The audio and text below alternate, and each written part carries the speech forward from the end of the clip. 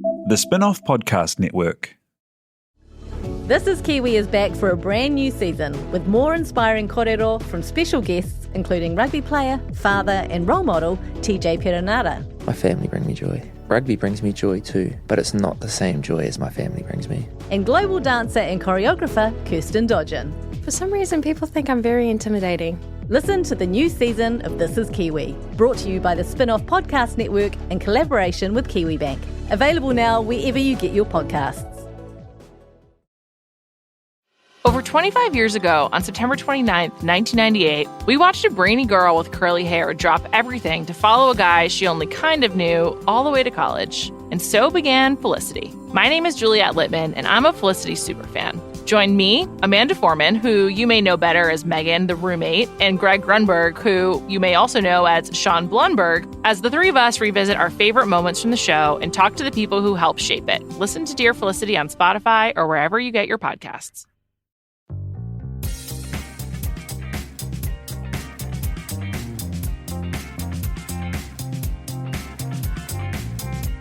Happy birthday. We can't sing that, can we? Is it still copyright?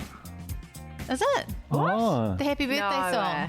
Just sing it to a different tune that you make up independently of each other, but at the same time. Okay, ready? And Okay. go. Happy birthday to you. No, no. That's so weird. Oh, and like that, we lost all of our listeners. Happy birthday, Duncan. Man. Hey, welcome along to the Real Pod. My name's Jane Yu. I'm joined by Alex Casey and the newly 40-year-old Duncan Grieve. As of right this moment, as of today. Aging in front of our eyes. I know, Withering right? away. Like a prunish old person. It's like reverse Benjamin Button, a.k.a. just normal. This is your reality TV and real life in New Zealand podcast. I'm back. I've been away for a couple of weeks, but I'm back. We missed you. Hey, We missed you, Jane. well done, you guys. You've done so good. And the firing off of the stings, Alex. Oh, it took me ages to figure out, Jane. See, it's not as easy as it looks, really is it? hard. It's not. It's You're very good to valuable. We'll get on to Duncan's birthday celebrations as part of the real news, I think. But we just want to say thank you very much to Nando's for sponsoring our podcast. And I can't even talk about this next bit because it hurts my heart so badly. What's the next bit? About the Christmas. Oh, yeah. But aren't you coming back for it? We have big news. I mean, in spirit, sure. But we could Skype you in, Jane. we could do Or that. just fly you in. Your I think whole we should body. project you like the Wizard of Oz. Have I already said that idea? Like your big Yeah. face just looking over Nando's. Holograms. Holograms. They have holograms now. And you could just be walking about, I do the walking robot. through people. Kind of amazing. Hey, hang on. Just how she walks. I've got a suggestion. So, bit Can rude. we hold the corny Christmas in the One News studio? And then I can be projected all right. We can project like the Nando's interior all around. Yeah. And then yeah. and then I can be projected in as well with their fancy Yeah. new graphics. Do you think Simon Dallow listens to the Real Pod? Yes? No? Petrie? Dan the Weatherman Dan the Weatherman has never heard a podcast. No, he doesn't know about it. All he knows about is weather. He knows the clouds. He just stands out in it like... Have you seen that video for Creed's My Sacrifice? I don't know. It's the one in the river. Okay. It's very raining. I think there's a lot of water. Anyway, that's basically what Dan's doing when he's off screen. Can we So a very corny Christmas. Are we gonna talk about it right now? I mean, we know- I don't know. No, it's Is a that what we tease. decided? It's just a crazy tease. Well, but how long do you tease for it? Like when does the weeks. rubber hit the road? But in weeks is going to be the event, so we can't tease for too long. But do we know the details? Do we know that? Oh, you were at the meeting, so was I. I've been blacking out a lot lately. Oh my god. Well, That's enough time to book a cheap jet star up It from wherever really you live. is. exactly. We're going to have the return of a very corny Christmas. Bit of hype there. Bit of hype. The crowd loves it. Bit of room clearing hype. Oh, it so just doesn't sound like quiet. anything. So yes, I mean, what's the RSVP system? We haven't even got invites. Email me. Do a Facebook event or something, right? No. No. Because then we get the snake. No, but Basically, don't you do it inside the corner? It's like a secret private. Shh, Jane. Sorry. It's only for the real fans.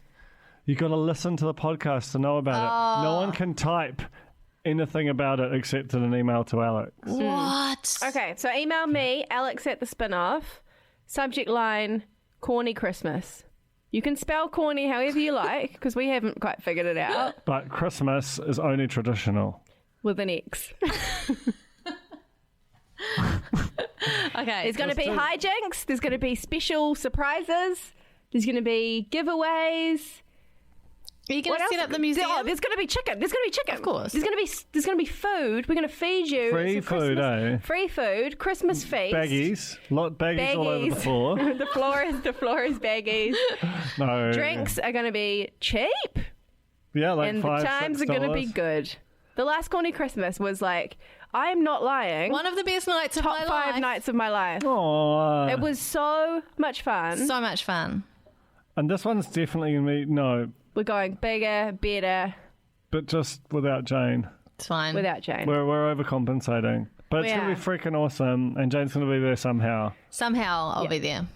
Okay. Jetstar. Our hashtag is #RealPod. We're on Facebook, facebook.com/TheRealPodPod, and on Instagram @TheRealPodPod. We have put some security questions, is that the term, on our Real Pod Corner Facebook page. So we put on some like curly questions because we just want to make sure that we sort the wheat from the chaff. And there are a few people lurking. There are 6 people at the moment who have requested entry, but they haven't answered the questions. And as tempted as I am to let them in, declined them. You declined? I declined them. Did you? Okay, there's no people. Oh, I'm like, you lurking. can't just stand at our doorstep silently staring and not saying anything. You could have sent them a little message going, hello, just making sure that you knew there were questions that needed answering. I don't have time. No? Oh, anyway, Corey so Gonzalez if you're thinking of joining the corner, or you were one of those 6 people standing at the door loitering and you want to come on in. He didn't answer the question. You got to answer the I don't care if you're a celebrity. Get you out of here. We did. We've declined an actual celebrity, haven't we? Not naming any names, but we've declined an actual. I just named him. I named him in amongst the crosstalk. Some CSI Miami type and dissect that. Okay, coming out on the podcast, we're going to be recapping some excellent reality TV. We're going to be catching up with what Max Key's up to on his Where in the World is Max Key. But first of all, it's the real news. When this fires off, any second now. I'm having technicals. There it is.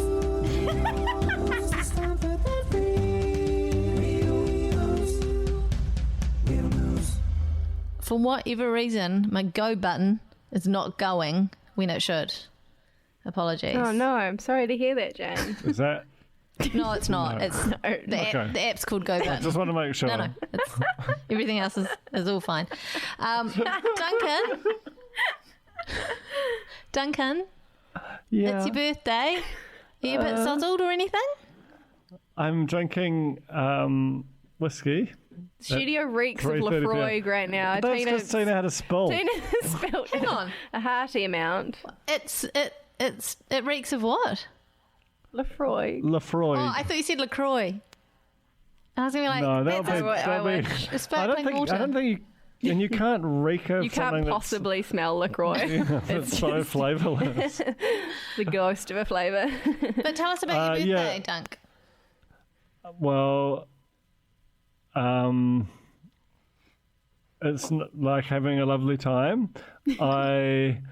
Basically it was all going great. Had a nice lunch with my family, had a nice breakfast with my family.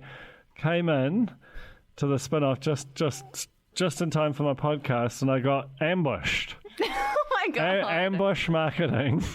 I was sat on a couch, and I was subjected to a 4-minute long video, of which apparently Alex Casey was creative director, of all of my colleagues doing a tribute to my dancing style, which, as I've been saying off mic, I thought 2 things simultaneously about my dancing. One is normal, and 2 is well, whatever, no one notices because they're just doing their own dancing. Neither of which are true. Turns out neither of them are true, and all my colleagues seem to have noticed that something was awry, and they did this tribute, and it was 4 minutes long, and it was to Destiny's Child, Say My Name, which is my number one dancing song, just an absolute all-time belter, and look, I got the full body sweats, and I needed a nice calming dram.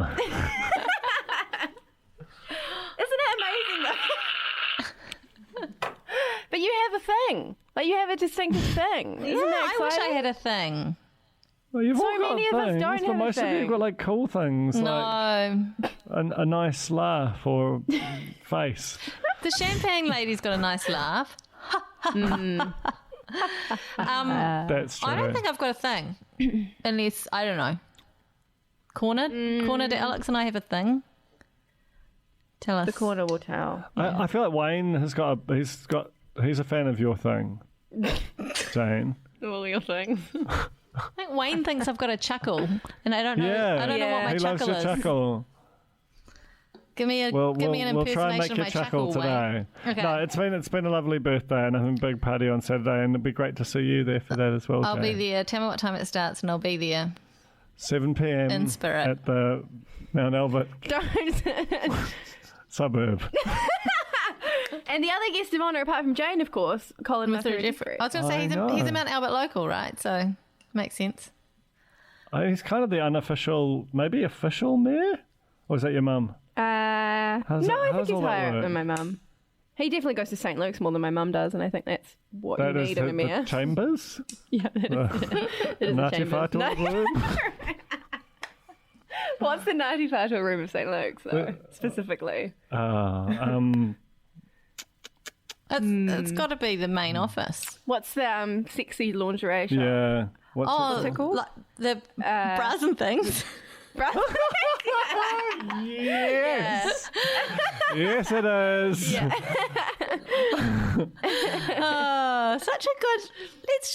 Such a good name for a shop. Completely it's accurate. so great. Bras Okay. and And things. it's also around the corner, shampoo and things. It's very prudish, is what I like is about it. Because prudish. like bras, quite intense, but you can't talk about knickers. Just call them in things. Anyway, also, how did Teddies get the name Teddies? I think that's a yuck name. I mean, it's definitely a yuck name. I feel like, remember old mate from MAFS Australia? What was his name? Justin, who went sexy shopping for his wife and ended up buying himself like a mesh singlet, like a sexy mesh singlet. Was that a teddy? I think that he 'Cause would did we buy ever a see it teddy. end? He's the kind of person who would walk into a shop and be like, "I'd like to see your range of teddies, please."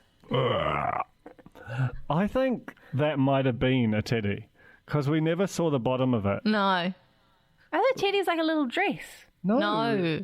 A teddy's, Okay. One a teddy's a piece. sexy one piece. Oh, That, ladies in the early 90s wore under their wedding dresses. Like that was your sexy wedding lingerie. Oh, Get my teddy. goodness. Look it up. Goodness gracious. Things. Look it up, but not at work. It is not safe. Alex, you put a story in the doc about New put so Zealand's many hottest stories in the totties, doc. but sadly I couldn't see who the hottest totties are because I'm locked out of the Herald's premium content. I No. had to get the spin-off No. login. Can I tell you this? This is premium. Is this going to make me sound bad that this is the first time I have logged in? I've used the spin-off login since the Herald went behind a paywall to find this, the hottest Kiwi celebs through the years. I think the it's first thing I've wanted appropriate. to read more of. It's appropriate. That is amazing. So the Herald are having this big, like, it's 15 years of the Herald on Sunday. So they've been looking back. They've republished their Ben Lummis story. Like, there's been a couple of quite real poddy things, They have. which makes me annoyed, but I guess it's fine. It's there. I think they're allowed to publish their I don't think stories. they are. The Herald on Sunday is honestly is the truth still around? Whatever happened to the truth? No, I don't think it Sexy is. lady on it. Yeah. Given the truth no longer exists, and I think the Herald on Sunday is the most real pod newspaper in New Zealand. Oh, it absolutely always- is. It's just a bit trasho. They have spy in it, right? Yeah. Yeah. But anyway, tell us. Well, it's just sort of all our favourite people, you know. At the top, I saw a picture of Asia Rock, Charlotte Dawson, and Nikki Watson, the top 3 blonde bombshells of the early 2000s. Top 3 hotties. Should we just run all the way through? 2004 was those 3. 2005, the hotties of outrageous fortune. Is that what this means? Yeah. 2006, Sally Ridge. Yeah. Oh my God.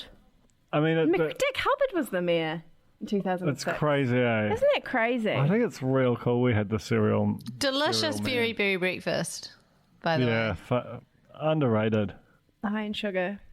Yeah. Oh, this isn't as good as I thought it was going to be. I'll admit I didn't read this before I put it in the I read the whole thing. I thought it was going to be all celebs. It's bloody... but it kind of is. Like it has the Asia Rock Bridget Saunders feud in it. Through a glass of wine, which was one of my favourites. Someone's coming in.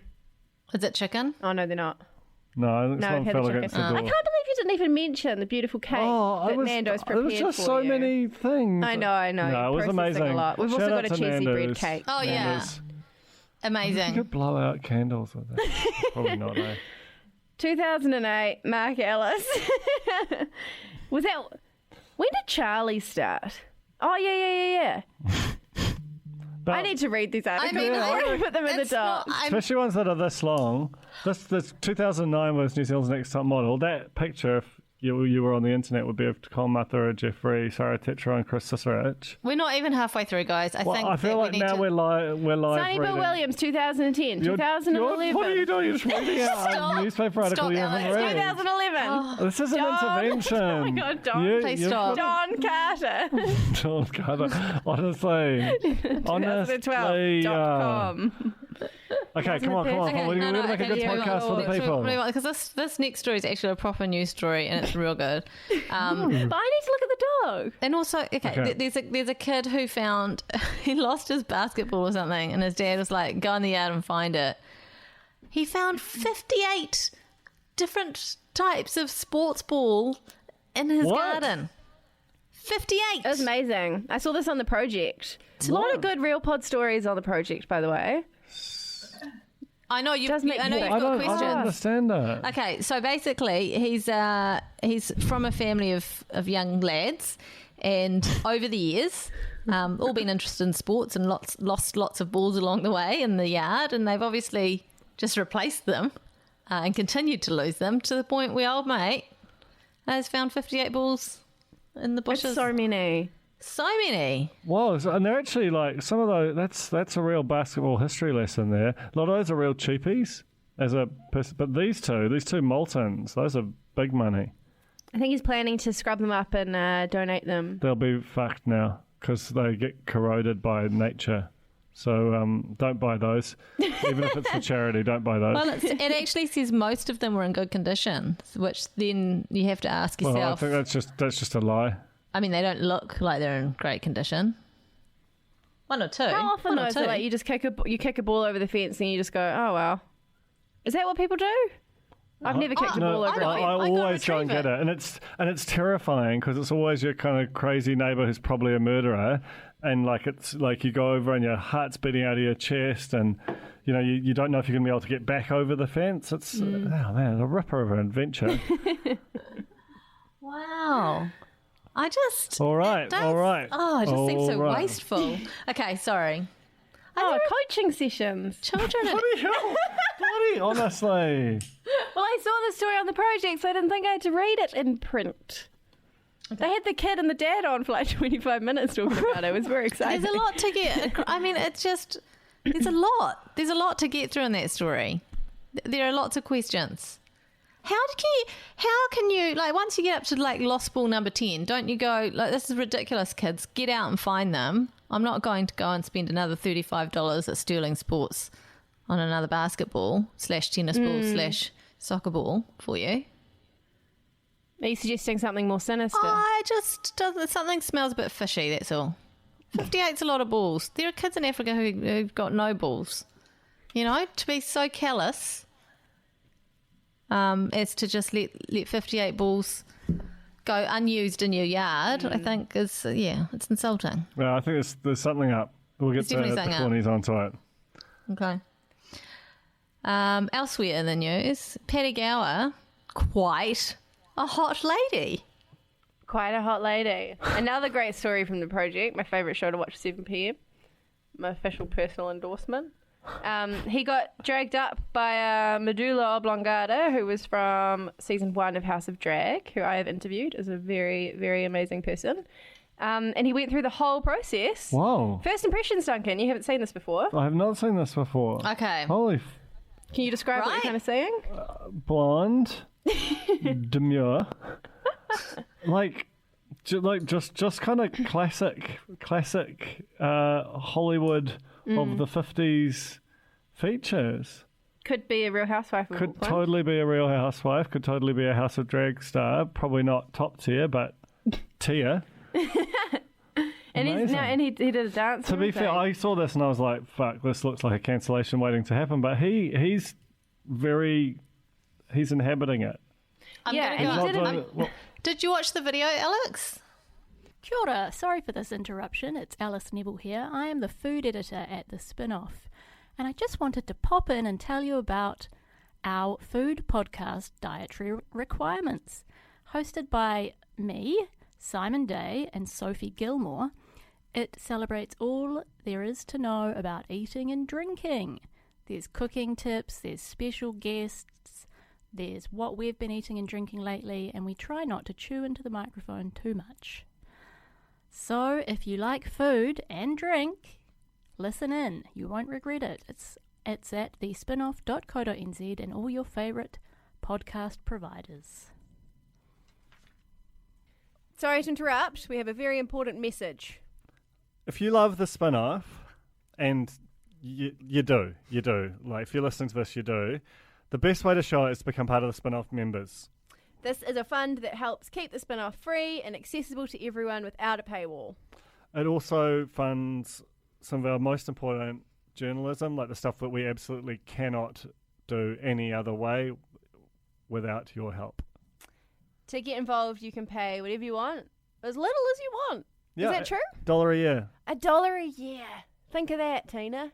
$1 a year. And then you get to say you're part of something. You get to be part of a club. I don't think there's any club you can join for $1 a year. Yeah, it might have been a mistake, to be fair, pricing out of that. If you want to up it a little bit for $8 a month, you will get a book. The first ever Spin-Off book. It's a sick book. There's 2 copies in front of Alex. The only 2 copies in the world right now, we think, maybe. One of them has been used as a coaster, but it's also good for a read. We've also got very exciting... This is huge. This is huge. Sit down, wherever you are. Tell your friends. This for the cornies. Like, this is literally for the cornies, and it's a chance to show your level and your loyalty and to compete and beat the other podcasts made by the Spin-Off. For a very limited time, for a very exclusive number of you, you're going to get a Real Pod badge if you sign up to the Spin-Off members and say that you're a friend of the Real Pod. Yeah, is that how we're doing it? You have to join at the book level, which is the $8 a month level. You get everything else. So you get the tote, you get the book, you get the sticker, and the badge, and the Real Pod badge, which is, there's going to be like maybe 50 of these things in the world ever. Elite. So you have status. to go to thespinoff.co.nz/the Real Pod. Correct.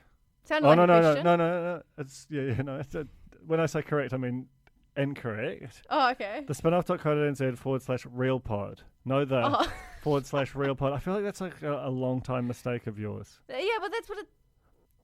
No. But the podcast is called The Real Pod. Yeah, but the URL is not. Okay, look, I'll make another URL. Okay. Gosh.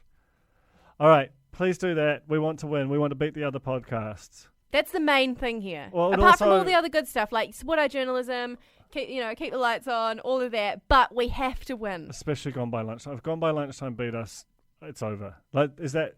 Can we make threat? Okay, let's stop it. Thank you. Bye.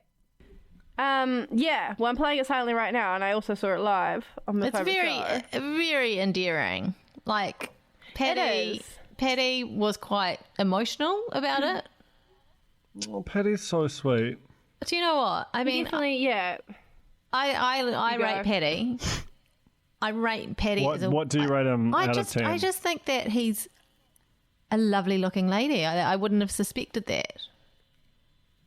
Yeah. Good on him. Yeah. Good on him. This was a Tyson makeover week. They've been doing a whole bunch of stuff like that. They also did like a kind of faux Queer Eye makeover. They sent 4 experts. Megan Anea from The Edge. Justine Smith. To fix up a lady. And did they do it? That's did they a lot manage of work, to fix though, her isn't up? it? I didn't actually watch. They were teased. I was over the 4 nights, you know. Oh, we're terrible at this job. No. Come on, move on. Okay. Terrible real news. Sorry, everybody. Hilary Berry's got a cocktail named after the lovely everyman dining establishment of Chibo in Parnell. Is that correct? Didn't read the whole story. I didn't read the story either, Jess. Oh my God. Chibo and Parnell has created the cocktail list. No more. Excuse me. I've got it. Chibo and Parnell has created cocktail list as part of its celebration of 25 years of serving well-heeled diners. There's the Hilary Berry, the Jean Batten, Kiri Takanawa, Suzanne Paul, Paris Goebel, Lisa Carrington, and the head chef Kate Fay. Never heard of her, but These are all women, and they're all pretty. That's a cool list. they're I like all that. cocktails. They're good. They're good Kiwi. That's a really good gimmick. We should have a real pod bar. Yeah, I know. The thing is, okay, what would you be? Because Hills Bass was consulted about her flavours. Well, at my 40th birthday happening this Saturday at Mount Albert, there is going to be a special cocktail in my name called the Old Duncan. Oh, and what is it? Oh. Well, I can't say. It's a Vermouth? surprise. It's just a glass of warm vermouth. Alex, what would your cocktail be? Oh. Ooh la la. I've been getting real into like pickle. I like a pickle martini Pickle at the ba- Fed. Oh, is that good? I saw that the having other day. I went to that Dead Shot, you know, the one that Pink got. They couldn't type Pink. They could type me. Yeah. Whoa, I know. standards. Because I don't have as many friends as Pink, you see, so I could get right in. And they made like kind of a salty, like tomato-y margarita thing. I don't know. I'm just getting real into like salty drinks. Maybe just glass of salt water and some cheese. Cheese garnish. I feel like I'd just be a glass of Raro, like warm Raro. Should point out that Alex has finished her Lefroy. You're wondering why it's getting weird up here.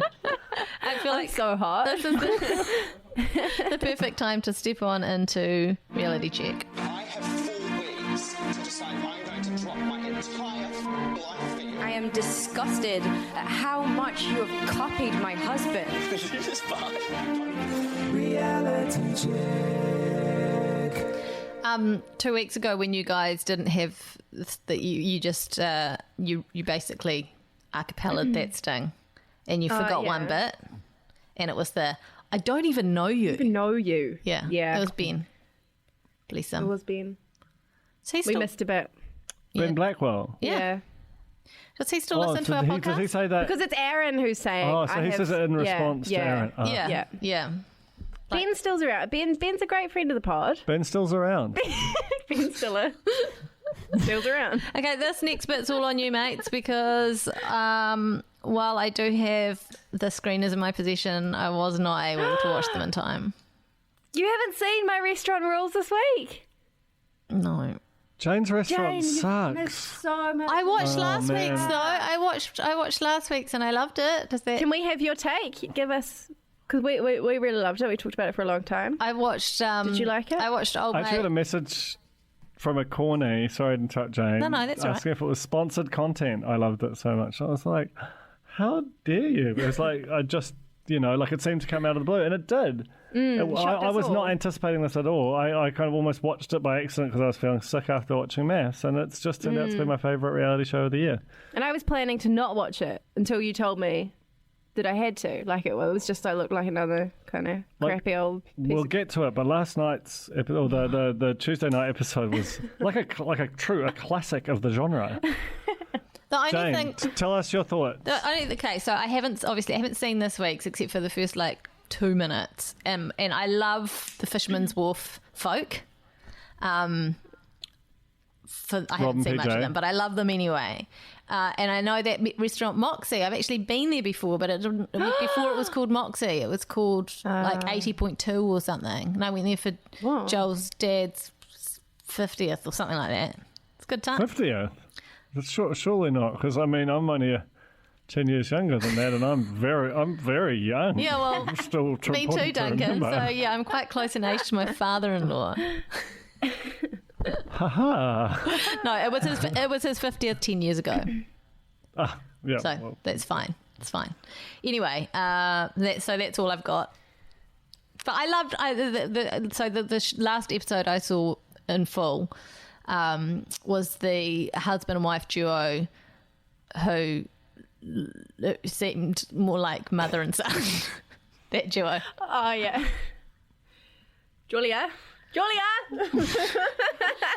Old Swearer McSwearison couldn't look more different with his chef hat on and with it off if he tried. He's just... Let's get to this week, because there's a thing that happened. Okay, like that's the moment, right? Because Monday night was at Moxie, your favourite restaurant, Jane. Yeah, I love it. Below or whatever. Yep. I didn't really pay attention because I find the Moxie people the most boring. It's not that I think they're bad. What I like about this show as well is like because they're the awkward ones, I keep anticipating them to be terrible, like bad people, but they're not. They're sweeties. They're really sweet. Also, I mean, they've been sweet right through, to be fair, but it's very easy to be sweet when you're really good and you sort of know you're the best or True. Thereabouts. Yeah. Whereas Central Park, Katikati's finest, and not so good at the cooking. Oh, you know what? I promised to try and do this whole podcast in my best MAFSNZ. Oh my gosh. What do you got? Hold on, I need to think about it. Give me something to... Terrain. No, I need like a sentence. I've been practicing all week. For the entree, you served prawn... Was it prawn cocktail? Yeah. Fuck, I feel so intense. For the entree, you served a prawn cocktail. A prawn cocktail? I actually have completely... I think that was okay. I honestly did not know this was coming. Thank Joe you, and I Tina. recorded our favourite people to do impressions of are the Italian couple. Oh my god! And we recorded in which night was it? They went to Fisherman's Wharf. I love Fisherman's Wharf. I love everything about Fisherman's Wharf. I love when they served the power dumplings and they just served like a huge blat of sauce and like a massive, like a giant, like freaking Kawhi Leonard's hand-sized power shell with an entire bottle of sweet chili sauce in it. But what I loved about it more is it came out and the Italian guy, I love the Italian guy, even though he said that funny thing about Raph. Yeah. He's got some old-fashioned values. This was his reaction. Wait, let me see if I can play this. Is he the one who said about women with having their on the period? Fantastic, I love it. Oh yeah, wait. This is me as Raph, and then I pass phone to Joe, who also does Raph, reacting to the sauce. Fantastic, I love it. Do the wow, wow, wow. Oh, wow, oh, wow, oh, wow. That was Raph just reacting to a big pile of sauce. Fantastic, I love it. Hey, so is Ray... That's your new catchphrase. That's going to be like... I'm going to have that probably 1,000 times in my life. Is Ray the one who commented on the woman's period? Yeah. Yeah. Okay. He gets away with it somehow. I think they're amazing, those two. Italian men have got like a different license to all the world's other men. Yeah. No. It's also like he's the only woke pair. Like he's the front of house. She's the chef. I don't know. I give him a pass. Call the police. I mean, she can only chef for 20 days of the month, though, of course. That's true. No, because it's isn't it? Like, he thinks that you can't do front of house because you can't be around people like customers. Oh, that's cool. Just so be around food. You can chef all the time. Yeah. So what he's saying is he's the only qualified front of house. Oh, yeah. Right, got you. Okay. Fair. Yeah. I'm the Raph whisperer. Anyway, tell me about it. Tell me about it. Okay. I don't know much about the Moxie night. I wasn't paying much attention. So basically, I mean, they're just really good at chefing. It almost feels a little bit unfair because you've got two judges who are very much of like the modern, sophisticated, like, you know, they're just reasonably current trends type outlook. And then you've got a suburban bistro that basically does that kind of food. does it really well. But some of it does feel a little bit like they've got a kind of unfair advantage because they're culturally coming from the same place as the judges are. So they got like 73. They also, I think they went at the right time, like going third. It was before too many people knew their scores and started radically downvoting people just to kind of get ahead in the competition. Yeah. Also, they're just really good and probably deserved a high score. What I did think was kind of interesting about that place, because Moxie, correct me if I'm wrong, is like kind of just, it's all fusion-y.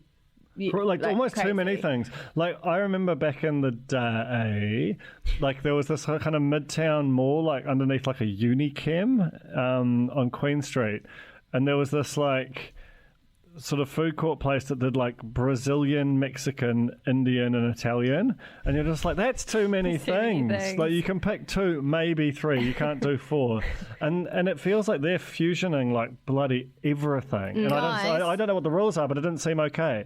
Have you ever been, I just to throw this out there, have you ever been to the Cheesecake Factory?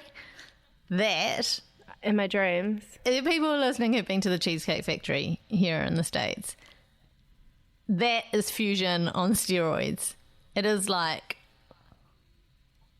40 pages of a menu of every different type of cuisine you could possibly imagine.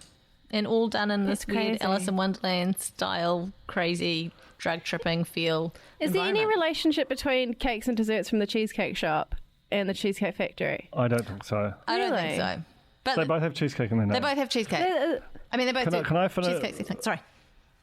Can I finish this grand treatise I have about how it's a little bit unfair? Like Moxie have this unfair advantage. Yeah. Okay. So say you're Central Park or Fisherman's Wharf, right? Like you've got basically a very limited clientele, and I think as a result, you have a lot less control over what your menu is. Like you know that some of them just need a steak, and someone like you've got basically got these very tiny micro baskets of customers, and you kind of have to have a real broad menu. And as a result, you don't have like places in Auckland can have like 5 things on their menu and just be like, what? Because they've just got this giant group of customers to call on, and they can just go for a niche. And so I think it's a little bit unfair because like MAFSNZ was critiquing Fisherman's Wharf for their massive menu. It's like, mate, they're in Lyttleton. They've got kind of like a bit of a a microclimate of customers. I mean, this is like super not funny or real pod or for anyone, but it just really got to me. It really got to me. I tell you where I'd be dining though. I'd be going to Fisherman's Wharf. I'd be going to Rustic Kitchen. Moxie, not for me. Not for me. I also thought, when they go around and they interview the people that are dining on like a Friday night, it was quite interesting. There was a bit of subtext, like there was one guy. They're all white, of course, and he was sort of like, it's really good because like you get to try lots of things and lots of kind of interesting flavors, but it's all kind of done in like a very simple kind of like a yum as kind of a way. Oh, I love that. And I was sort of like, A, great to say yum as. I know. B, I feel like the subtext of that is kind of a bit racist. Oh, without having to go to a proper... Without having to, Yeah. Oh. Like just seeping in there. You got it. Just seeping in there. And I was kind of like, that's interesting. No, you got it. I also thought when he said yum as, like, he was like obviously really excited. So I'm nailing this. Like, how do I finish? Oh, yum as. Fuck. I don't reckon he would have been disappointed with that. Nah, he was. You could see it in his face. He knew he'd blown it. Hey, Duncan, as someone who hasn't watched a lot of MKR before and was not familiar with Colin, what do you reckon? Hottie, eh? Oh, yeah. I mean, men with Irish accents, just a huge advantage. Yeah, massive advantage. There's a guy I did CrossFit with. Is it okay to talk about like people from the real world? Just real. I'll redact his name. Doesn't someone listen to the podcast? Yeah, no, I probably shouldn't. He's got an Irish accent. He's very nice and handsome. I mean, I think that's fine. It's hardly like a bad review of someone, is it? I'd be very thrilled if someone said that about me on a podcast. Yeah. Crazy. Anyway, I love Colin. I love him. Anyway, anything else to add? Moxie did well, right? Moxie got 73, and they were like significantly better than Rustic, and it also started the process of making Julia and Daniel completely insane, which was quite fun. completely unraveled the next night at Fisherman's Wharf. Fisherman's Wharf, I was like the most excited to see. I think Rob is like the realest of the real on this program. Well, the pair of them, Rob and PJ, are they together? What's the vibe? No, they're not. They're just best friends. They're not. And I love how it's like when you compare it to Daniel and Julia in the kitchen, like going, you fucking you fucking burn the thing. The terrain's fucked. Even at the table, like whatever Julia, like it's like Daniel leads Julia into saying something mean. And then as soon as she says it, like, no, I think it's brilliant. It's just like... It's so crazy. It's like Daniel is the Joker of television. But I feel like their relationship, every element of it, fascinating. But meanwhile, like the first kind of little snafu in the kitchen was that PJ put the pawa dumplings in a tiny bit too early. So they started frying away, and Rob was just like, oh, PJ, sorry, I don't want to be a nag. Can we just hold those just for a couple more minutes? And it was just like, oh my God. And he's like, sorry. Like, it was just so sweet. By comparison to just the hell. Imagine if Julia had done that. I reckon the Joker grabs her face and just shoves it into the deep fryer. Bitch. Big call. I'm just, look... That's not reporting. That's just a vibe. Yeah, no, I understand. This is, you know, it's your birthday. You can say what you want. B, legally, it's like at Denny's. Is your birthday like the purge? We should all be allowed to do a podcast on the day of our birthday. Purge and get away with whatever. Are you ready to move on to maths, or do you have more to add? The biggest thing of all. So there was this crazy interaction that was like so bizarre. I feel like I have misremembered it. It was so bizarre. I rewound it and watched it again, and I still couldn't really. It was. So they were asking for feedback. What was going on? Was this by the time? Were they at dessert at this point? Yeah. And Colin asked Daniel what he thought, and he kind of did this like clearly fake, like, oh, I loved it. I thought it was great. Like, I want to have more of it or something. And then Colin was like, is that what you really think? And then Daniel just completely went insane. Like, had a full network style freak out. It was like, oh, what do you want me to say? That it's fucking shit? And then like picked up this bit of lemon and bit into it. He's like, you want me to say the lemon is badly grown? Bit this huge bit of... No, I didn't say that the lemon was like perfection. Oh, delicious. And then takes a huge bite out of a bit of lemon and just chews it down. It was like chewing it and just like, was like frenzied. I mean, it was...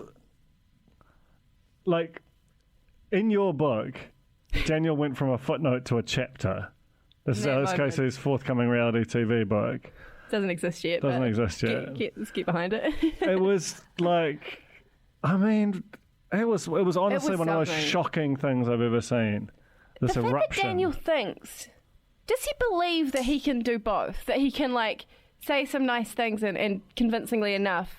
Like, what does he think television is? So what does he think a camera and a microphone? Like, does he know he's on a TV show? Well, he does, but like, I mean, they're doing long shooting days. I think he thinks that if you say nice things, then they put the nice things in because they want to make a nice TV show. But what he doesn't understand is that they don't want to do that. They want you to take a bite of the lemon. They want to put that in the TV show. He's freaking awesome. Tyson also. Oh. Tyson. What a turn, eh? I know, the Vil. I was Team Tyson. Team Tyson night one. And then as soon as they got out of Rustic Kitchen and into everyone else's, he's just so pompous and just... I could make gods cry. That's right. Do you know what? Shit. Look, for years, when New Zealand started in this reality TV game, for a long time... people watched and they compared us to international reality shows and they were like, we're just not as good. We just don't have. But the problem is not the problem.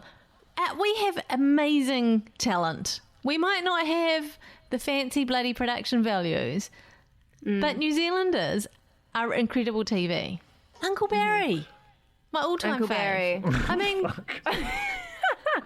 my God. Well, Uncle Barry, just for context, was the guy on, what was that show? Extreme Family Challenge. There was a challenge where you had to run through like a maze and one of you was blindfolded or something, and he hoisted this child on his shoulders and ran through a maze which had like quite a hard height limit, and the first, which was constant around the whole way.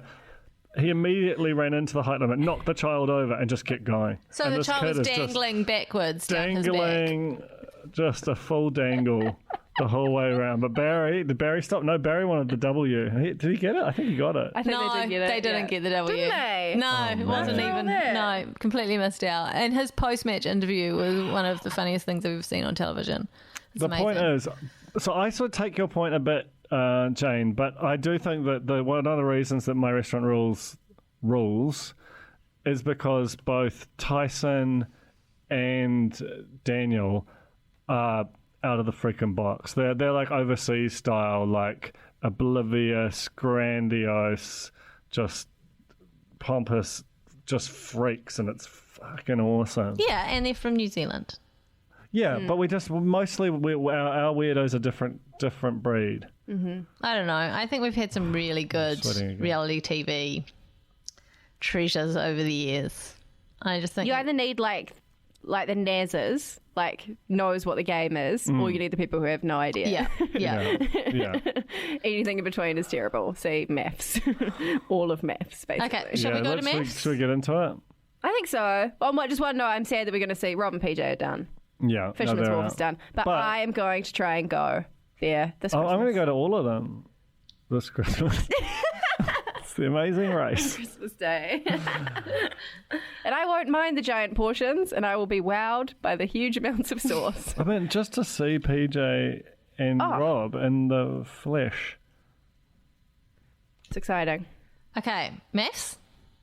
Let's do it. I mean, I'm sorry for hurrying it along. It's just that. I know, it's good. It's just that I've seen maths, that's all. Yeah, let's do it.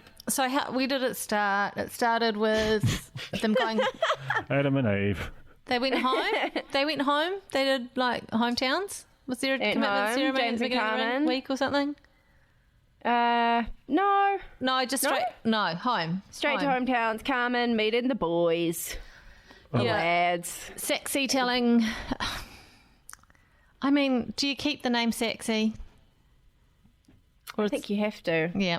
Okay. You Sexy made your telling bed. mum about the sexy tape is very sad. Like, Oh, yeah. I that found it cool really man. emotional. I have to say that I really feel sorry for her in all this because I feel like mum, sexy, all of the people. I just don't think. I think when I first read about it, I thought, oh, here's a bit of like how handy to have such a scandalous thing as a storyline. But actually, I don't know. It seems sad for her. I feel like also the mum's reaction is the first time that there's been the proper reaction to it. You know what I mean? Like every other time it felt like they had weirdly framed it or like kind of edited it funny or promoted it in a way that made it seem like, yeah, like you say, this kind of scandalous thing. And I think the fact that mum reacted the way she did and was also kind of like, someone's taken advantage of her and kind of spelled out and she's like, why I it was know actually her. a She's a thing. beautiful girl. She's Yeah. got such a lovely nature, and she believes the best of people. And it's just, I'm really worried for how this might affect her. And I think like that says a lot to sort of have a mum not sort of go, oh, you're silly for going on a reality show, and when you've got this big thing and it's going to get out and it's going to embarrass us all. I mean, who knows what she said off camera, but she seemed genuinely just like sad for her daughter. Yeah. But in all of this, very, very distracting. What was up with the novelty tie? What was Why? up with that Why? tie? Well, here's what I think maybe. No, actually. No, so He was because I going was. through her room, surely, found like a tie from a bachelorette party or something, and she's put it on as a joke, and then just forgotten she's wearing it. To be honest, it was an iconic moment. It like was, to have like yeah. this extremely emotional, very genuinely emotional scene playing out with unexplained, right? Like she's just wearing one of the silliest, and I say this as someone who wore like some beads, these quite bad beads at one point on like a documentary about Sweetwater's 99. You can watch the full thing. It is, it's no, on you NZ on can't. screen, No, you isn't it? can't. It's No, one of the really things good. there. It's Really good. Oh, Go Wayne's watch going to it. lose it. Wayne is going to lose it. He's seen it. Point being that like I know a thing or two about bad neck decisions, and it was just real fucking weird. Whatever that was, It was like a bat, but it had pom-poms. and a little tie. And a little tie. Did it have any text on it? 'Cause someone thought It it was did an have angel. some text on it. Did you think someone maybe threw her like a hen's, like, you know, maybe? Yeah, I think home? like he's gone to her house. He's had a look in her bedroom. She still lives at home, right?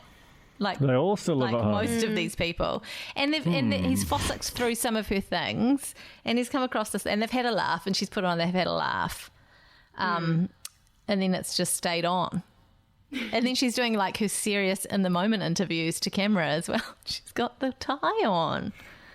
Wow, weird. Hey, her body, her choice. That's true. Is that terms? Is it choice or terms? No, well, the official one is terms. If I was so you're just look, it's riffing on it for copyright reasons. Her body, her tie. It's like the happy birthday song, isn't it? All right. When Sexy told, that must have been an Orkie's conversation to have, telling Jordan's parents, who, by the way, were not huge fans at the wedding. At least Mama Jordan wasn't. She was sceptical. So having to sit there and then tell them that she's got this maybe sex tape, well, definitely some sort of filmed sex situation that may or may not leak out there. Not only was it awkward, but they had this amazing editing where they were like, she's telling the parents, and they're like, oh, well, we've all made mistakes. And then it cuts to a very young child also sitting at the table. Oh my God, does it? I did not see that. And I feel in the edit, I think that the kid was actually playing in the lounge when the conversation was going down, but then the cut after the sex conversation went back to the kid being at the table. That's such a cursed season, eh? Nobody is. I kind of have enjoyed it, I have to say. I don't know. I feel like there are less bad people in this season, even though there are some very bad people in this season. It just feels less... It feels like there's been a lot more real... I don't know.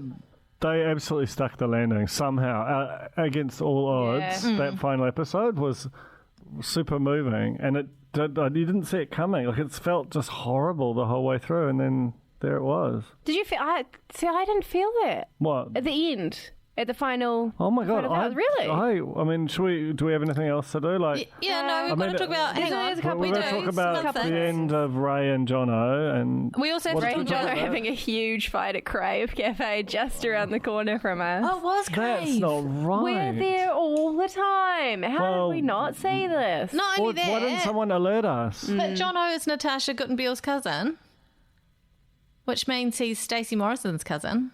Oh, have you not read the reporting? And real news, Stacey Morrison was in a bidding war to buy one of my collectibles on sale. What? That's coming up. Board. It's a tease for community notice board. Wow. But I am now part of that universe even more, you know? Anyway, Natasha's face when they were starting to go for it, and she had like such amazing restraint as this circus, quite frankly, was playing out in front of her. It was brilliant. If you have the opportunity to go back and just watch her facials, she did very, very well. Oh, that was horrible. It was horrible. Jono, I'm sorry. I just really profoundly dislike Jono. Is that okay?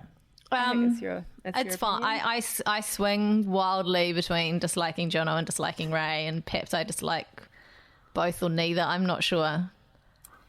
Myself and Callum Henderson, we had a conversation going through the, you know how there's like, what is that it's like a D&D thing where it's like people are chaotic, neutral, evil. Yeah. We did it for all the MAFS people. Like lawful good, neutral good, chaotic good, lawful neutral, putting the MAFS people in. And I think that Jono is lawful evil. Yep. Do you think that's fair? I totally think that's perfect. I don't know what that means. Well, it's just like different ways of like there's chaotic evil, neutral evil, lawful evil. Ray is chaotic evil. Yeah. Really? Yeah. I think he's chaotic neutral. Chaotic neutral. Stefan's chaotic neutral as well, I think. True neutral. No, I think Stefan's chaotic good. Chaotic good? Yeah.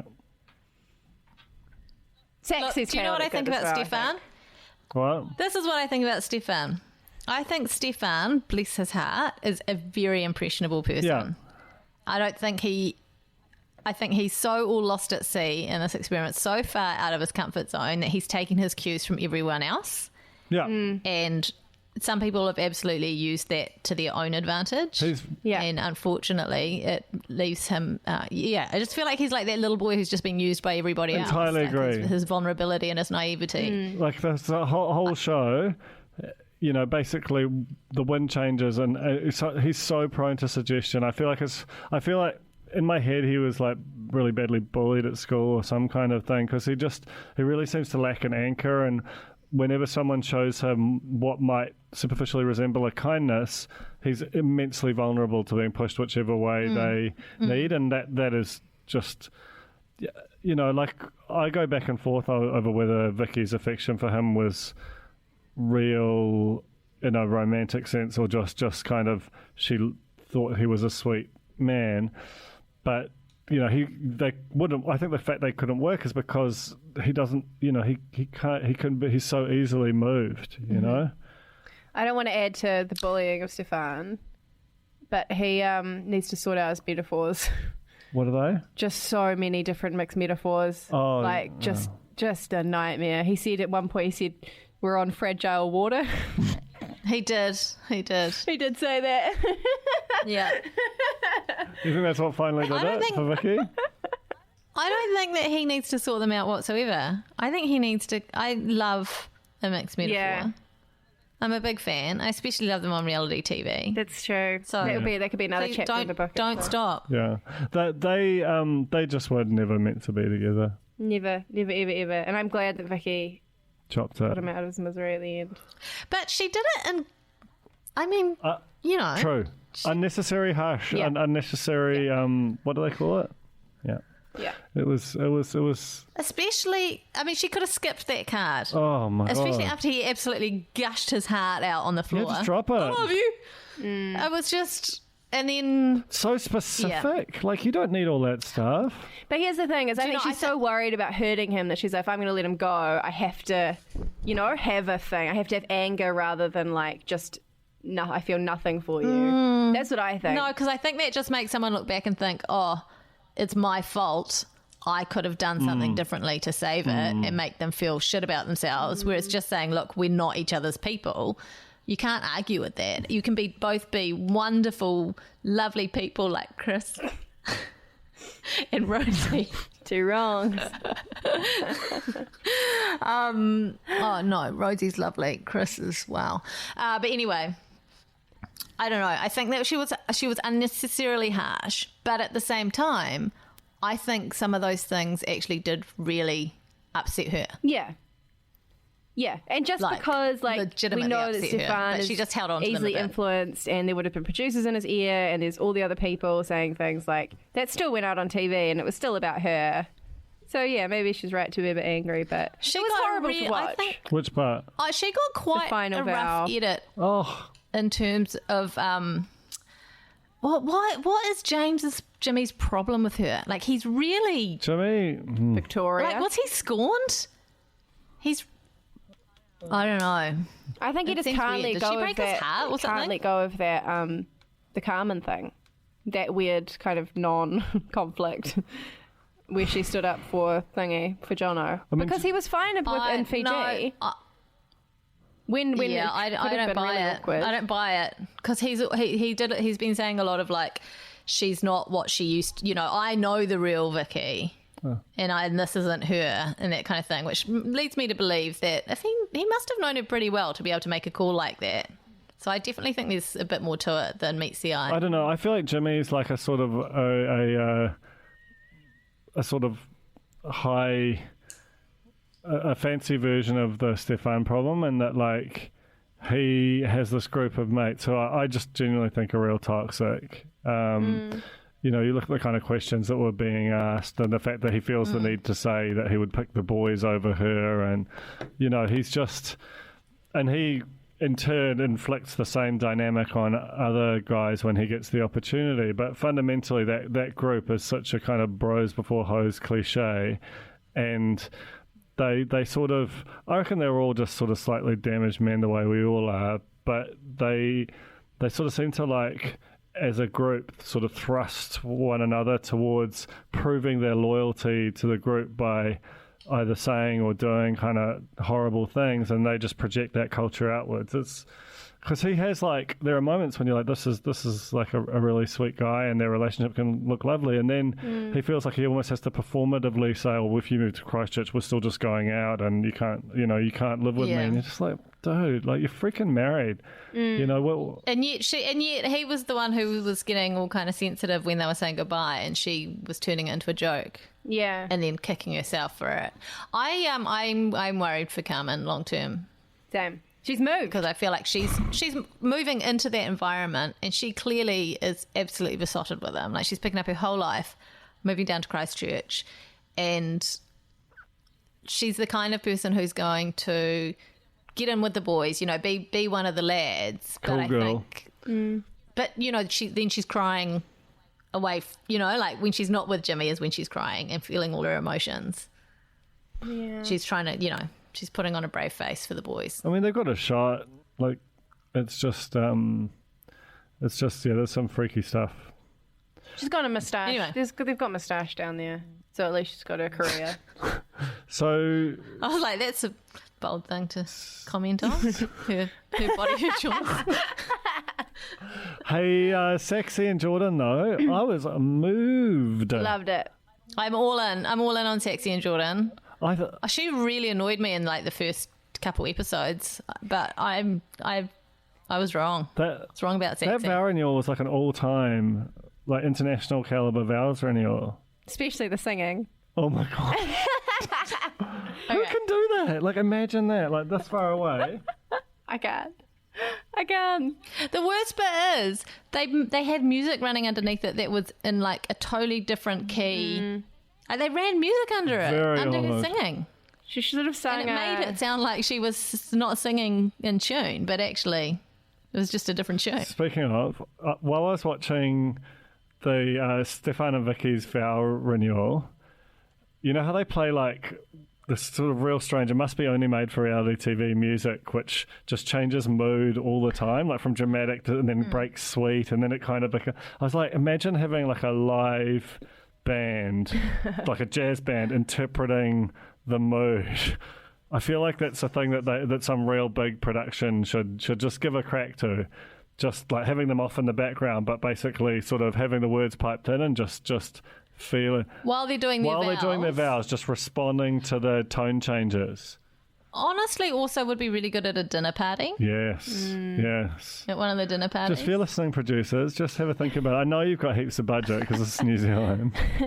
And it certainly would not be a nightmare to edit Absolutely around. Not. We haven't talked about. Did we talk about the end of Ray and Jono? Oh no, not really. They were at Jono's house. We didn't. They made some pizza, but it wasn't enough. I mean, it looked yum. The pizza looked good, and the just quickly back to James and Carmen's date at the fancy winery. That platter. So we haven't talked about the food a lot this season. But that platter looked out the gate very good.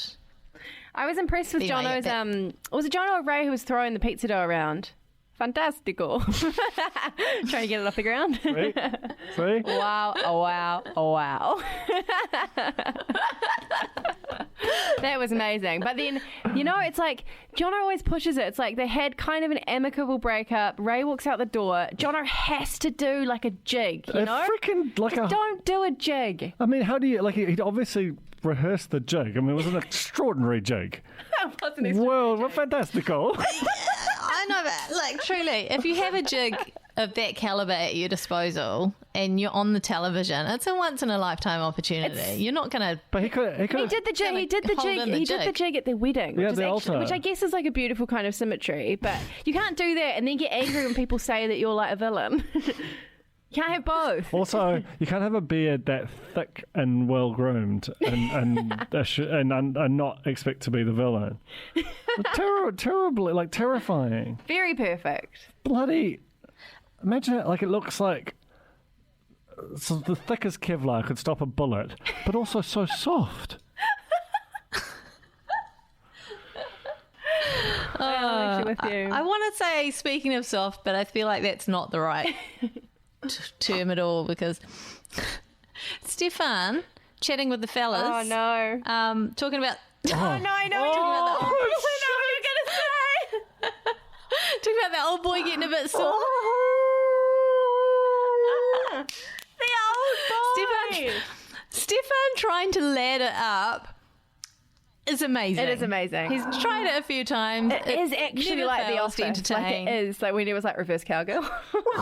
Straight away. But when they asked him as well, would you rather like never go on a jet ski again or something? Or I don't know, be with Vicky? And he was like, pretty hard to be sad on a jet ski. I was like, what are you? That's got to get put into the reality checks thing back. True. Yeah, we need to be clipping these things, eh? Just amazing character. Such, I mean, I gotta say, check out his Instagram. He photographs very well, and he does have beautiful eyes. Mm-hmm. Just saying. Who would you marry, by the way, out of this lot? Oh, Jordan. If you had the choice. 100%. Jordan. 100%. All those trophies? Hands down. Amazing amount of trophies. Many different hats.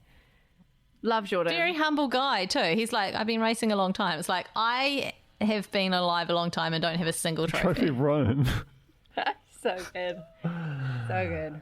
Like when you've got a box like overflowing with trophies because you've got just too many to display. You're very you're very clever at what you do. Is that his job? Stock cars. Like what is that? I think a lot of people who work in who drive stock cars like as intensely as he does, they work in them as well. Right. Like they repair them or they like import tires or... I mean, he could just be like, he could be a mechanic or a racing mechanic. Like, I don't think... I once wrote a story about Wakaraka Park, which is sort of a speedway destination, roaring in the dark. You might remember the ads if you're of a certain one of the great vintage. jingles of all time. Thrills and spills, smoke and sparks. Wakaraka Park. Wakaraka Park. Anyway, I feel like the prizes are in the sort of the thousands, the low thousands. I think it'd be difficult to make a living because they don't have that many meets. So I assume that he's not like a professional driver, but I feel like you could do. There's money in the scene. Mm. Yeah, he's the man. It's Jordan. Who would you marry, Jane? He's the man. Oh, Jordan. Right, okay. I mean, we have to share, I guess, sister wives. Yeah. Like fine.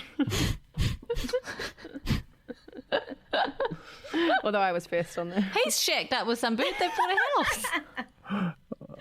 I love that we've reached the point on the real pod that we can say shacked up with some bird, unironically. Oh, Stefan energy there, Jane.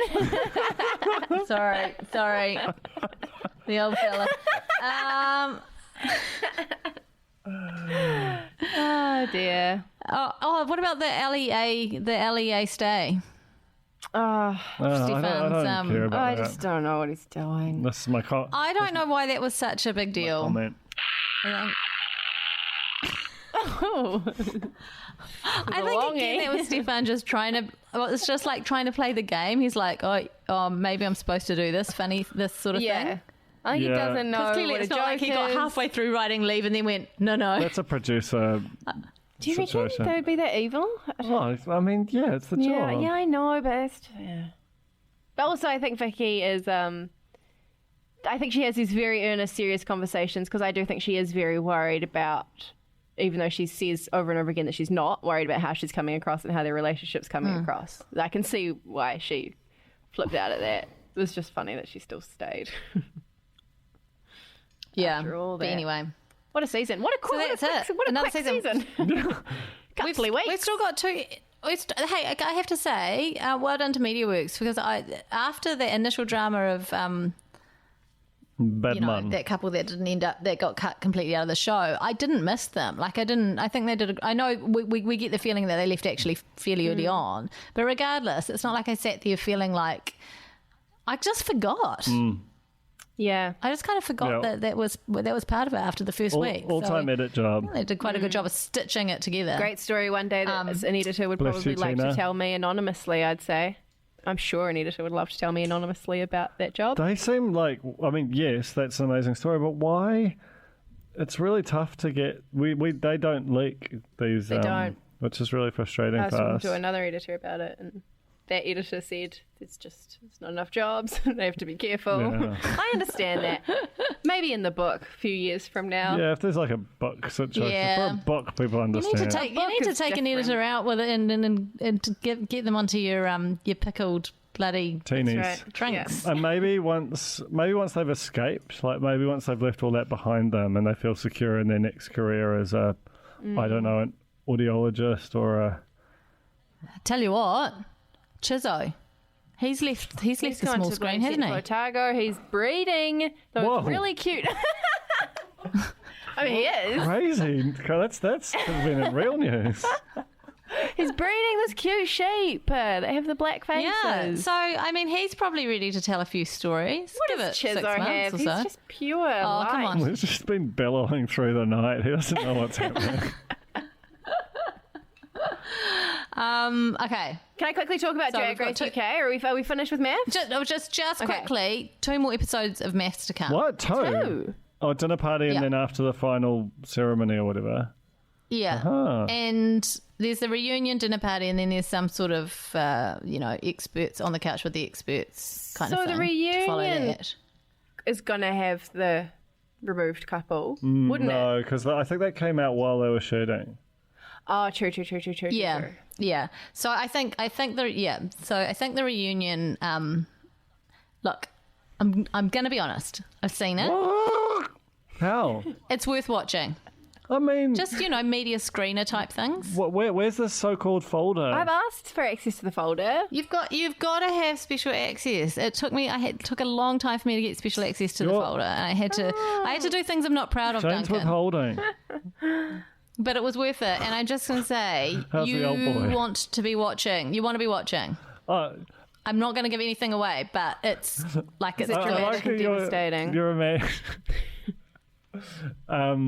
I like how you're implying that there's any chance in the world that anything but death could keep me from watching. And even then, chuck an iPhone and they're probably a bit of 4G. I'm so dying to talk about it with you guys. Okay. I really want to talk about it. Anyway, so Drag Race UK. Oh, yeah, Drag Race UK started. First of its kind. And it's really, really good. It's on TVNZ, on demand. Comes out every Friday morning. It's really interesting having, like, British queens. There's some cool Irish. You'd like that. There's a couple of Irish chaps. Interestingly, for the first ever time, there's a 19-year-old straight man who's also a drag queen, which has never been seen before on the show. Good to get opportunities for straight men. It's true. It's really important. Too long. There is a drag queen whose drag name is Baga Chipz. Oh, fuck. Yeah. Who is really, really cool. I think it just speaks to the character. They're just a bit rougher in the UK, and they just love, like, drag queens love puns, but British love puns more. And combining the two, it's just like pun fest. Great. They've got Alan Carr on the desk, and they had Andrew Garfield as a special guest for episode 1, and he was really great. So I'm all in. All in. I know you guys have lots of stuff to do, but I think you should start watching Drag Race. Mm-hmm. Add it to your repertoire. I should be going to Dancing with the Stars on Monday, by the way. Oh my God. Dancing with the Stars. Jules Tucker was there. Dawson. Jules Tucker was there last week, and I wondered if you were there as well. No, I'm there this week. I'm there this Monday coming. And last week, who was there? Demi Lovato was in the audience. I love Demi Lovato. I am very excited, not just about the stars on the D floor, but the stars sitting probably 17 rows and on the lower level in front of me. Very excited. Can you throw them a note from the real pod? Oh, I will be absolutely probably getting myself kicked out of there. Have your iPhone out and get some bloody stings recorded. Yeah. We don't play stings as much as we used to. Well, and so on. Remember that time that Alex came out of the toilets at the movies in Newmarket and did double guns at Art Green and just said Art Green? I don't even think I could do that if I ran into a proper US celebrity. I don't think I could pull out the double guns and just say the How did it go again? And how did... It's very Austin Powers, right? Oh, great. It's more Gary Brown, but how did it go? Like, how did he respond? Blank. Yeah, I remember. Nothing. Yeah. Just nothing. But I probably said it like quite quietly. But he would have definitely seen it. He would have seen my mouth move, I'm sure. I think I've rectified the situation now. He's also the guy that said, "Oh my God," when Danny said that she loved him. And I feel like he should have some empathy for you in that situation. I think he's like, you know, spiritually, they're both very dorky, you know. They are. I think they get stuff like that. So maybe it was just dark. It was not dark. Okay, anyway, let's move on. Oh, there it is. The community notice board. Very close to home this week. Very close to home. Buy my ETs. That's the community notice board. I have decided after, how old am I? 28. I started getting ETs when I was 3. 25 years, quarter of a decade of collecting ETs. I'm selling all of them. For charity. Hell, for what? charity. No, what? Quarter of a decade? Quarter of a... We've been doing this stupid podcast for longer than a quarter of a decade. I thought I absolutely nailed it too. What's the one? Century. Quarter of a century. I've been collecting these rare artifacts. Do you love the film? No. I think it's fine. Why were you watching E.T. as a 3-year-old? I wasn't. My mum just started buying them for me because she knew I was scared of it. I remember being terrified of ET, and she thought, like, immersion therapy. She just kept buying me ETs. I eventually got over it and developed, I wouldn't say a love, but like some kind of weird captive Stockholm syndrome. Stockholm syndrome, much like Vicky and Stefan. Exactly. And started buying them and being gifted them up until this year. So, really? This year? And now it's time to set your captive free? Just so, like, over 100 ETs. Out of 100... how annoying would it be if your real pod co-host started buying you ETs as soon as you finally got rid of them? I'll just keep posting them. My dad actually he's like, oh, I seen you're doing an ET thing. I just bought you an ET in Carterton. I'll send it up. I was like, no, this is not what I'm trying to do. Stop sending me ETs, Cornies, if you're listening, don't. if you see any ET stuff, buy it. Send it to Alex Casey, care of the Spin-Off, 14 McDonald Street. Even better, buy Alex's and then send them back to her, and it can be just like this circle. Yeah. I remember going into a hospice shop that my mum frequents, and buying some coasters, some kind of like silver coaster things, because they reminded me of ones that we had when I was young. That's because they were the ones that we had when I was young. Whoa. So Mum took them down to the hospice shop and I paid good money for them. It's a racket. That's cool. Yeah. So I feel like we could do the same thing with the ETs, just kind of the never-ending circle of Well, I am ETs. worried. What's I'm your worried handle? now that you've said that. The handle is at ET Save Home. 100% of proceeds are going to Forest and Bird to help preserve nature. If you had to choose forest or bird, I've thought about this. I'd have to say forest. good choice. Yeah. It sucks, but it's true. I went to the zoo the other day. I love the takahe. That's what I've decided. Takahe is my bird of the year. Right, because your mum's not going to, she'll be upset. No, she's pukeko. Yeah, and that's what I mean. It's like, Oh, right, yeah. Oh, yeah, you're God, leaving no, I the hate flock. pukeko. Really? You hate them? They're terrible. I've seen them eat a rat before. They're adore terrible them. things. They picked a champagne lady. I think they're so sweet. I don't know. But anyway, please. Brindley Stentz. Famous comedian Brindley Stentz bought an ET. Hayden Donnell, star of Get It to Papa's, bought an ET. Stacey Morrison has been in a bidding war with Madeline Chapman for another knick-knack. Fuck, that's a celebrity. It's a huge lineup. Toby Morris has got one. What's the Look, pricing? and it's not just. Can I just say? I just in case ET's not your bag, there's other don't stuff. fret. There's also a Toy Story ham money box. There's a Spice Sold. Girls. What is that? Like a Sold. locket or a pendant? It's all sold. It's flying Sold. off the shelf. And cornies are buying. Okay, but cornies. it's worth knowing though the type of wares that are available on this. Yeah. And this is on it's this page. In Gremlin. Instagram. It's on Instagram. So how's that bidding war? Do you do it in the comments? They've just started their own bidding war. Like, I was selling a little, I've got a little Disney collectibles as well. It was a cup of Chip from Beauty and the Beast. And Mad was like, fine, I'll buy the cup. And then Stacey Morrison came in and was like, I like this cup too, I'll raise you. And then Viv Chandra came in and was like, I like it too in the comments. And it's all just getting out of control. Fucking wahine toa in the comment. This is crazy. I know. So it's great. It's just like I decided I need to shed myself of them, and it's been really nice. And people are sending me their photos of their ETs they're receiving around New Zealand. I mean, I'm loving the carbon footprint on a lot of these ETs being sent around. Especially when they get sent right back. But yes, at ET Save Home. Buy an ET if you want, but you don't have to. This can't be easy for you, Alex. I'm really proud of you. Thank you, Jane. I understand that this is a and big there's thing. a big showstopper final ET that will come in whenever I run out of the other little ones. It's the big kahuna. I think it's the biggest ET in the Southern Hemisphere.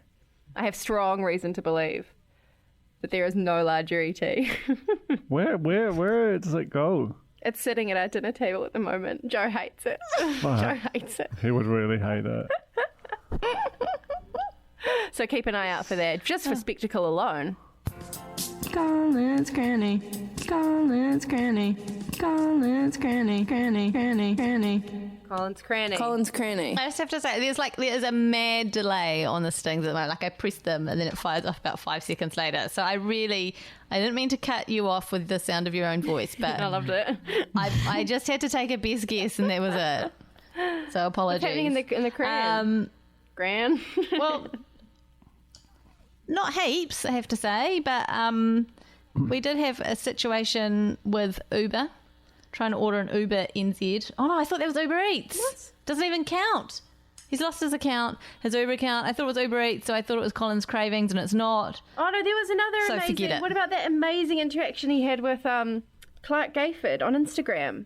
Did you see that one? I didn't see that. Someone posted it in the corner. Give me a sec. Let me find it. It was so amazing. He's really active. Clark treated him like an everyday fan. Just right? like a regular guy. Not like he was Colin at all. So Clark posted a photo of himself pushing a couple of dead fish in a wheelbarrow. Colin Mathura Jeffrey. Ha! Off to the markets? By the way, I'd love to know what way you cook fish? ? Clark gave his replies. Hi Colin, nice to hear from you. All our best recipes we put here. And then a link to www.fishoftheday. I mean, that's not a friendly, that's not a close friends interaction. They used to be MediaWorks family too.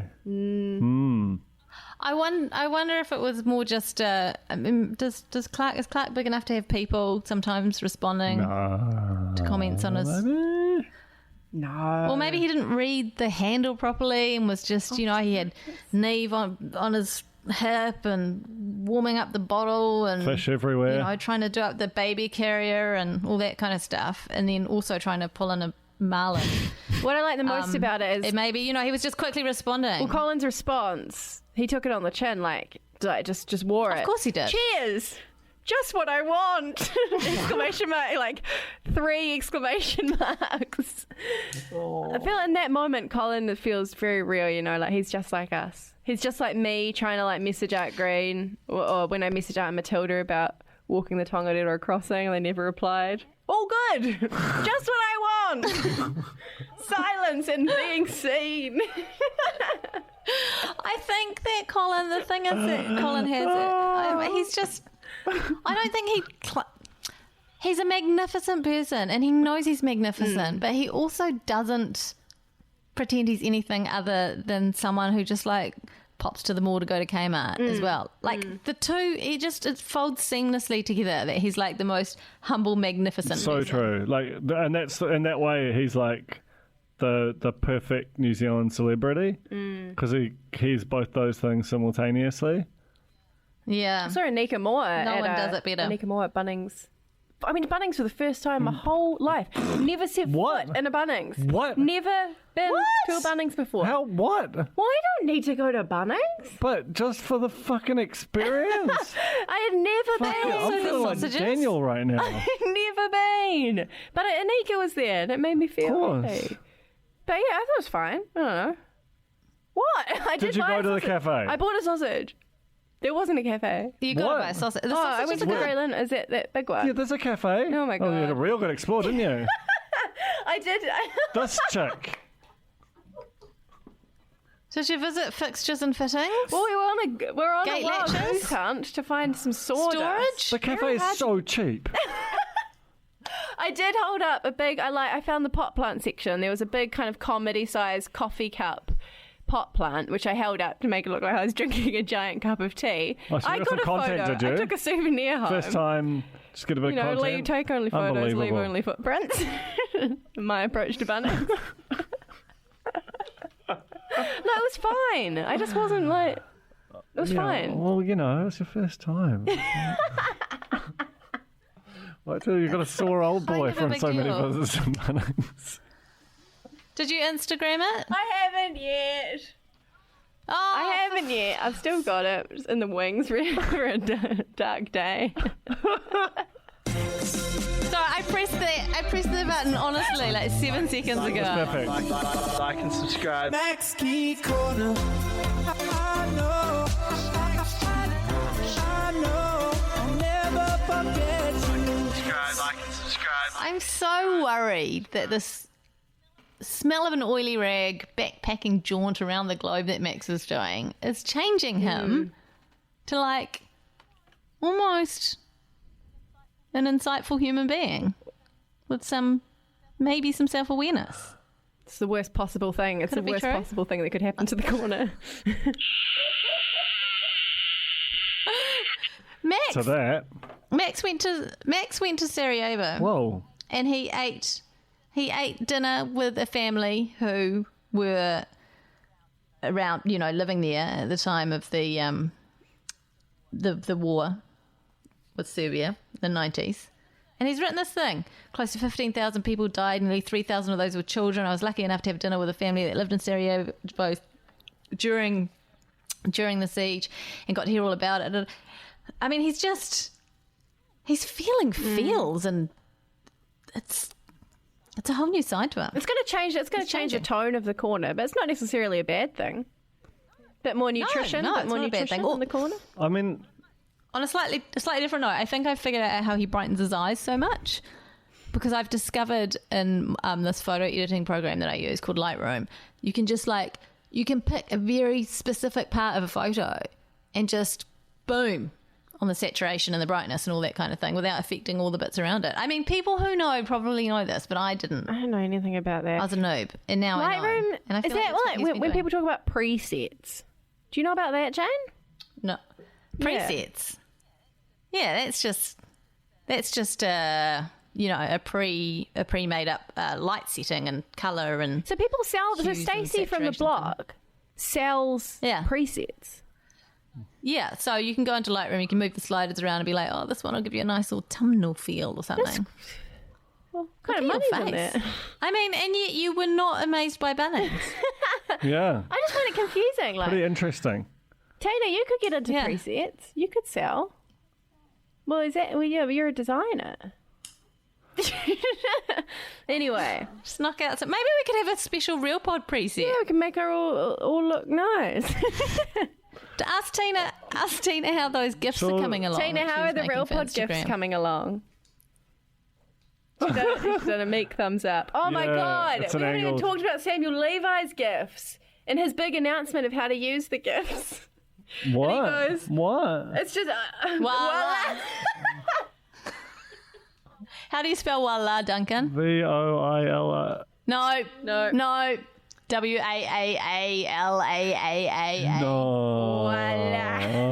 Voila. Oh, I love him to bits. I really, really. This is the long This is pod, the by long- the way, yeah. guys. We're clocking in at Oh, I can't find 1 it. hour and quarter of a decade. Ahem.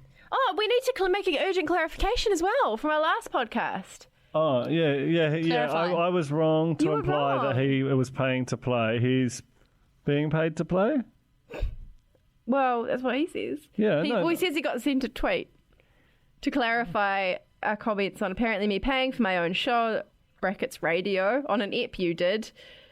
hyphen, comma, just to clarify, hyphen, I do not pay for my own show, but I do get paid a monthly salary to be a part of Southern FM for my brekkie show, including my role as the ambassador for Almond Breeze. Hope that makes sense. Doesn't make sense to me. Oh, no, it totally makes sense, and I unreservedly apologise. What's Almond Breeze got to do with the price of fish? They are like the show sponsor, and they obviously like contribute to the station's overheads and also to his own salary. And I'm sorry, I was wrong, and you know, if I ever see it, I'm buying some Almond Breeze as a way of sort of just showing my penance.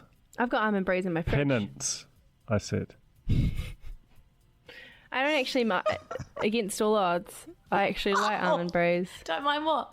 Okay, sorry, that was going elsewhere. All right, happy birthday, Duncan. Thanks. Thank you, guys. Thank you. Thanks very much for listening to our potty, and we'll catch you next week. And thank you, Nando's. Thank you, Nando's. Tina. Thank Corny you, Nando's. Christmas, November 18th. Send me an email. You cannot come. Get in for quick. The end. Goodbye.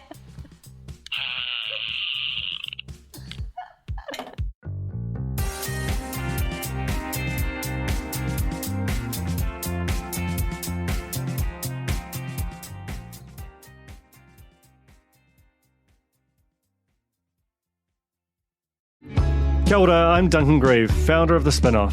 You can help us keep all of The Spinoff's award-winning journalism free for everybody by becoming a member today at thespinoff.co.nz/donate. Kia ora, this is Toby Manhire, here to urge you to tune in to Gone by Lunchtime, a podcast with me, Annabelle Lee Mather and Ben Thomas, tackling the world of New Zealand politics, from policy to polling, from scandal to psychodrama. Listen to Gone by Lunchtime, brought to you by the Spinoff Podcast Network, wherever good pods are sold. The Spinoff Podcast Network.